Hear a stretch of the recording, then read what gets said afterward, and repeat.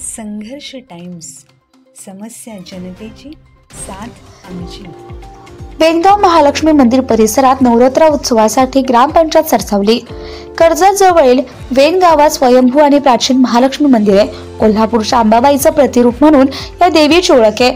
1857च्या स्वातंत्र्य लढ्यातील अग्रणी नानासाहेब पेशवे यांचा जन्मही याच गावात झालाय।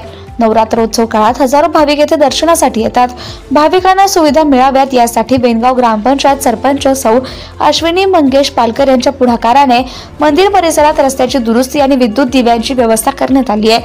पूर्वी रात्री अंधारात मंदिराकडे जावं लागत होतं, मात्र सरपंच यांनी पुढाकार घेऊन पथदिव्यांची व्यवस्था केली आहे, त्यामुळे परिसरात त्यांचे आभार मानले जात आहेत। 1997 मध्ये बांधलेले हे मंदिर आकर्षक शिल्पकलेसाठी प्रसिद्ध आहे।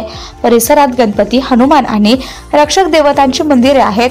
नवरात्राबरोबरच त्रिपुरारी पौर्णिमा, दसरा, होळी, गणेशोत्सव हे सणही येथे मोठ्या उत्साहात साजरे केले जातात। कर्जत पासून अवघ्या 5 किलोमीटरवर असलेले हे मंदिर श्रद्धाळूंचं प्रमुख धार्मिक स्थळ मानले जातं। संघर्ष टाइम्स करिता कैलास मामले, कर्जत, रायगड।